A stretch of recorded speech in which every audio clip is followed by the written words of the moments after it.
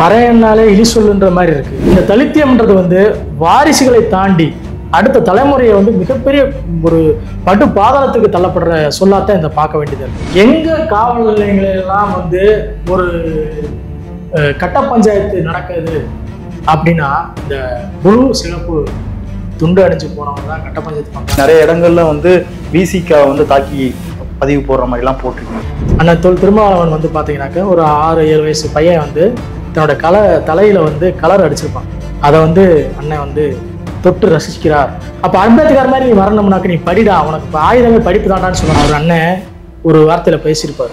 என்ன பேசியிருக்காருனாக்கா, நம்ம போய் மாட்டுக்கறி எலும்பு மஞ்சையை ஒட்டச்சி திண்டாதான் எனக்கு அந்த இதுலேயே அடங்கும். ஒரு முக்கெலும்பாவது கடித்தால் தான் நிறைய அடங்கும். இதுவா பறையருடைய அடையாளம், இதுவா பறையருடைய மேன்மை அடையாளம். பறையர்னா ஒரு குறிப்பிட்ட மாட்டுக்கறி தின்றவன் தான் பறையனா? இந்த சமூகத்தினுடைய மூதாதையர் வந்து சிவன், அவன்றதையும் அவனையும் கொண்டு வரணும்ல. அதை ஏன் இருட்டடிப்பு செய்யற?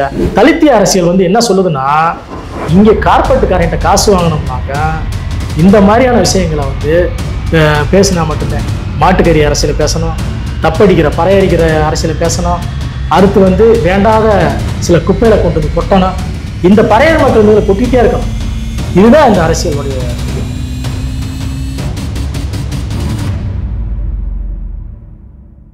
மீடியா மைன்ஸ் நேயர்கள் அனைவருக்கும் வணக்கம். இன்று நம் நிகழ்ச்சியில் தமிழ்நாடு பறையர் சங்கத்தினுடைய தலைமை ஆலோசகர் திரு கரு தமிழரச பறையனார் நம்மளோடு இணைஞ்சிருக்கார். ஐயா வணக்கம். ஐயா வணக்கம். ஐயா ஐயா உங்களை பற்றி ஒரு சின்ன அறிமுகம். அனைவருக்கும் வணக்கம். என்னை பற்றி சொல்லணும்னாக்கா, நான் வந்து தமிழ்நாடு பறையர் சங்கத்தினுடைய தலைமை ஆலோசனை குழு தலைவராக இருக்கேன். இந்த சங்கம் எதற்காக தோற்றுவிக்கப்பட்டதென்றால், குறிப்பாக பறையர் மக்களுடைய வாழ்வாதாரங்களையும் அவருடைய வளர்ச்சி திட்டங்களையும் மேம்படுத்துவதற்காக மட்டும்தான் இந்த துவங்கப்பட்டது இந்த இயக்கம். அதன் அடிப்படையில் தொடர்ச்சியாக இந்த மக்களுடைய வாழ்வாதாரங்களை மீட்டெடுக்கிறதுக்கான விஷயங்களை தொடர்ச்சியாக இந்த பறையர் சங்கம் தொடர்ந்து செயல்பட்டு இருக்கு. ரெண்டாவது, இப்போது உங்கள் பேரை நான் வந்து இன்ட்ரோ பண்ணும்போதே வந்து பார்த்தீங்க அப்படின்னா ஒரு ஜாதி பெயர் அப்படின்ற ஒரு விஷயம், அதாவது நிறைய பேர் நம்ம ஜாதி பெயரை வந்து நம்ம பேருக்கு பின்னாடி சேர்க்கணுமா அப்படின்ற ஒரு தயக்கம் இருக்கும். நீங்கள் வந்து என்னை இன்ட்ரோ பண்ணும்போது தயவு செஞ்சு என்னை அந்த பேரை சேர்த்து கூப்பிடுங்க அப்படின்ற மாதிரி சொல்கிறீங்க. ஏன் அந்த ஒரு ஜாதி? பறையன்னாலே இழி சொல்லுன்ற மாதிரி இருக்குது. பறையனுக்கு அடையாளம் வேறு விதமாக தலித்தென்றும் தாழ்த்தப்பட்டவன்றும் அடையாளப்படுத்தப்பட்டுட்டே இருக்கு. நான் தாழ்த்தப்பட்டவன் இல்லை, தலித்து இல்லைன்றது தான் என்னுடைய அந்த முதல் முழக்கமே. என்ன நான் பறையன்னு அழைக்கிறதுக்கான காரணம். அப்போது இந்த பறையர் சமூகம் தன்னை வந்து பறையர்ன்னு தான் அடையாளப்படுத்தணும். அடையாளப்படுத்தப்பட்டால் மட்டுமே தான் அரசியல் அதிகாரத்தில் முன்னேற்க முடியும். அதில் தீர்க்கமாக இருக்கும். அதனால தான் பறையர்ன்ற சொல்ல எங்கள் முன்னால் வந்து எங்களுடைய பெயருக்கு முன்னால் சேர்க்கணும் அப்படிங்கிறத வலியுறுத்துகிறோம் நாங்கள். உங்களோட முகநூல் பதிவை வந்து வரிசையாக பார்க்கும்போது நிறைய விஷயங்கள் வந்து பார்த்தீங்க அப்படின்னா அந்த தலித்தியம் அப்படின்றத தாண்டி அதை வந்து எதிர்க்கிற மாதிரி ஒரு விஷயங்கள்லாம் நீங்கள் போட்டிருக்கீங்க. நிறைய பதிவுகள் நம்ம பார்க்குறோம். அப்படின்ற பட்சத்தில் அதில் ஒரு பதிவு பார்த்தீங்க அப்படின்னா, கஞ்சா போதையை விட தலித்தியமும் கலர் போதையும் கொடியது அப்படின்னு சொல்லி போட்டிருந்தீங்க. இது வந்து 1000 கட்டுவரியனுக்கு சமம் அப்படின்ற மாதிரி போட்டிருந்தீங்க. ஏன் அந்த பதிவுக்கான அர்த்தம் என்ன? அதாவது ஒரு கட்டுவரியோடைய விஷயத்தையே நம்மளால் தாங்க முடியாது. இல்லை, கட்டுவரியம்ன்றது மிகப்பெரிய கொடிய விஷயத்துடைய பாம்புகளில் வந்து பார்த்தீங்கன்னாக்கா, கொடிய விஷயத்துடைய நஞ்சுள்ள பாம்பு வகைகள்னா அது கட்டுவரியன் தான். அதில் 1000 கொடிய விஷயம்னா அதில் உள்ள அர்த்தம் வந்து அதில் தான் இருக்குது. என்னன்னாக்கா, தலித்தியம்ன்றது மிகப்பெரிய ஒடுக்குமுறையான சொல்லாடலத்தை அது பயன்படுத்தப்படும். இந்த 2000 நூற்றாண்டுக்கு பிறகும் ஒரு பறையனை வந்து வேறு ஒரு இழிநிலைக்கு கீழே வந்து தள்ளப்பட்டுக்கிட்டு இருக்குது தான் அதோட அர்த்தம். அதில் வந்து இன்னொரு விஷயம் என்னன்னாக்கா, கஞ்சாவை அடிக்கிறவன் வந்து ஒரு குறிப்பிட்ட நாளில் அடிச்சுட்டு அவன் இறந்துருவான், அவனுடைய வாரிசு சாகாது. அதே மாதிரி பார்த்தீங்கன்னாக்கா, போதை அடித்தவனும் அவன் சாவா ஒழிஞ்சு அவனுடைய வாரிசு சாகாது. ஆனால் இந்த தலித்தியம்ன்றது வந்து வாரிசுகளை தாண்டி அடுத்த தலைமுறையை வந்து மிகப்பெரிய ஒரு படு பாதாளத்துக்கு தள்ளப்படுற சொல்லாத்தான் இந்த பார்க்க வேண்டியது இருக்கு. இது ஒரு எழுச்சி சொல்லே கிடையாது. பறையன்ன்றத சொல்லுதான் எழுச்சி சொல்லு. ஏன்னா தாத்தா ரெட்டமலை சீனிவாசன் அப்படித்தான் என்ன அடையாளப்படுத்த சொல்லியிருக்காரு. நீ யாருன்னு கேட்டால் நான் பறையன்னு சொல்கிறா அப்படின்னு சொல்லித்தான் அவர் சொல்லியிருக்காரு. ஒன்று எந்த சொல் வந்து இழிநிலை சொல்லாக பயன்படுத்தப்படுகிறதோ அந்த சொல் தான் உன்னுடைய இந்த உயர்வு சொல்லுக்கு காரணம்னு சொல்லியிருக்காங்க. நீங்க பொதுவெளி சமூகம் சொன்னது வந்து நிறம் கிடையாது, அதாவது உடலில் இருக்கக்கூடிய நிறம் கருப்பு வெள்ளை இந்த அந்தது இல்லை, இதை சொல்ல அது இல்லை. நிறம்ன்றது வந்து நாங்கள் சொன்னதுக்கு காரணம் வந்து என்னன்னாக்க நீலம் சிகப்பை வந்து இந்த மக்கள்கிட்ட இருந்தே நீங்கள் அடியோட வந்து அதிலிருந்து எடுக்கணும்னு சொல்கிறோம். ஏன் சொல்கிறோம்னா அந்த நிறம்ன்றதை பார்த்த உடனே பொது சமூகமாக இருக்கிற அந்த பொது தமிழ் சமூகமாக இருக்க அந்த மக்கள்கிட்ட எப்படி போகுதுன்னா இவங்கள் இந்த குணாதிசயம் இப்படித்தான் இருக்கும், இந்த கலரை கொண்டு போய் இந்த கலரை ஒரு துணியை மப்ளராவோ அல்லது வேறு கொடியாவோ நாங்கள் உடுத்திட்டு போகிறது மாதிரி அல்லது அந்த கலரை நாங்கள் பயன்படுத்தினோம்னாவே பொது சமூகம் எப்படி பார்க்குது, இந்த கலரை பயன்படுத்தினாலே அவன் வந்து குணாதிசயங்களில் குணங்களில் அவனுடைய ஒரு அருவருக்கத்தக்கமான ஒரு ஒரு உருவமாக பார்க்கப்படுது. இல்லை ஏன் நீங்கள் அப்படி நினைக்கிறீங்க? அந்த கருப்பும் அதாவது அந்த சிகப்பும் புழுவும் இருக்க ஒரு நிறத்தினுடைய அடையாளத்தை நீங்கள் ஏன் வந்து அந்த மாதிரி பார்க்குறீங்கன்ற இந்த வந்து இப்படி அந்த ஒரு கலரில் வந்து ஒருத்தன் போட்டு போனாலே அவனோட குணாதிசயம் இப்படி தான் இருக்குன்னு சொல்கிற அளவுக்கு அதில் என்ன நடந்திருக்கு அந்த ஒரு ப்ளூ ரெட்டு அந்த கலரில்? இது தொடர்ச்சியாக வந்து பார்த்தீங்கன்னாக்கா நீங்கள் காவல் நிலையங்களில் இருக்க ரெக்கார்டை நம்ம எடுத்து பார்க்க வேண்டிய சூழ்நிலை இருக்குது. அப்போது எங்கள் காவல் நிலையங்களெல்லாம் வந்து ஒரு கட்ட பஞ்சாயத்து நடக்குது அப்படின்னா இந்த ப்ளூ சிகப்பு துண்டு அணிஞ்சு போனவங்க தான் கட்ட பஞ்சாயத்து பண்ணுறாங்கன்னு சொல்லி காலங்காலமாக மீடியாக்கள் சொல்லிக்கிட்டு இருந்துச்சு. இன்றைக்கு அந்த பேர் மாறி இருக்கலாம், ஆனால் அதனுடைய வடிவம் வந்து பறையர் மக்கள் தான் அப்படிங்கிறத முத்திரை குத்தப்பட்டிருக்கு. இந்த சிகப்பு நீளம் வந்தாலும் பறையர் தான்.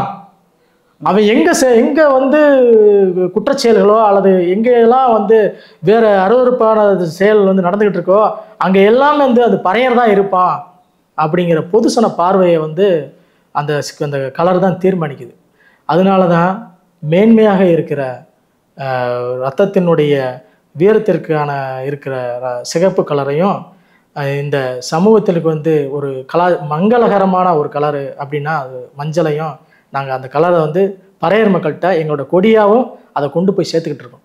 சரி, இப்போ தமிழ்நாட்டில் வந்து பார்த்தீங்க அப்படின்னாலே நிறைய தாழ்த்தப்பட்ட மக்கள் வந்துட்டு சில கட்சி சார்ந்து நிறைய விஷயம் தனக்குன்னு ஒரு தலைவன் வரமாட்டானா அப்படின்ற மாதிரிலாம் இயங்கிட்டு இருக்கும்போது அதுக்கான ஒரு அமைப்பு உள்ளே வருது. உள்ளே வந்து அவங்களுக்கான ஒரு பிரதிநிதியாக இருந்து அவங்களுக்கான குரலை வெளியே சொல்கிறாங்க அப்படின்ற மாதிரிலாம் நிறைய பேர் வந்து அதாவது வெளிப்படையாக சொல்லணும் அப்படின்னா நீங்கள் நிறைய இடங்கள்ல வந்து விசிகா வந்து தாக்கி பதிவு போடுற மாதிரிலாம் போட்டிருக்கீங்க. அதாவது குழந்தைங்கலாம் வந்து பள்ளிக்கூடம் போக வேண்டிய குழந்தைங்க ரோட்டில் வந்து ஆடிட்டு இருக்காங்க அப்படின்ற மாதிரிலாம் போட்டிருந்தீங்க. ஏன் அந்த ஒரு வெறுப்பு விசிகா மேலே? இது வெறுப்பு இல்லை, நீங்கள் கேட்ட கேள்வியிலேயே அதோட பதில் அடங்கியிருக்கு.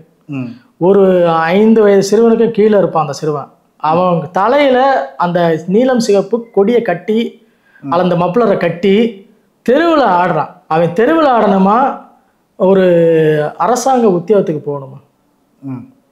அவன் இன்னைக்கு ஆடுனா முதல் கோணல் முற்றிலும் கோணல் அப்படின்றது தான் அதோடைய சாராம்சம். அவன் இங்கே தெருவில் ஆடுறானாக்க நாளை 18 வயசுக்கு அப்புறம் அங்கே தான் ஆடுவான், அங்கே தான் இருப்பான். அவனுடைய வாழ்வாதாரத்தை அடுத்த கட்டத்துக்கு அவன் நடத்த மாட்டான், படிப்புன்ற விஷயத்துக்கு போக மாட்டான். இது எதை சொல்கிறேன்னா அந்த சிறுவருடைய ஆடுறதான் பார்த்தீங்க. அண்ணன் திருமாவளவன் வந்து பார்த்தீங்கன்னாக்க ஒரு 6-7 வயசு பையன் வந்து தன்னோட தலையில் வந்து கலர் அடிச்சிருப்பான். அந்த கலர் வந்து நீலம் சிகப்பை அடிச்சிருப்பான். அதை வந்து அண்ணன் வந்து தொட்டு ரசிக்கிறார் அப்படின்னு சொல்லி ஊடகத்தில் அந்த விசிகா ஊடகத்தில் தான் அவங்க பதிவு பண்ணுறாங்க. இதை எப்படி நம்ம எடுத்துக்கிறோம்? ஒரு பள்ளி மாணவர் வந்து இப்படி செஞ்சுருக்காங்கனாக்க அந்த ஊடகத்தில் வெளியிடக்கூடாது, கூப்பிட்டு நாகரிகமான முறையில் இந்த மாதிரிலாம் பண்ணக்கூடாது, நீ படித்து அம்பேத்கரை போல் வரணும். நீங்கள் யாரை அடையாளப்படுத்துறீங்க? அம்பேத்கரத்தை அடையாளப்படுத்துறீங்க. அப்போ அம்பேத்கர் மாதிரி நீ வரணும்னாக்க நீ படிடா, உனக்கு இப்போ ஆயுதமே படிப்பு தாண்டான்னு சொல்லணும்.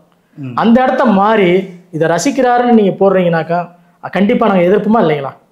அந்த நிறத்தை எதிர்க்கணுமா இல்லைங்களா? அந்த நிறம் இந்த இடத்துல இருந்து போகணுமா இல்லைங்களா?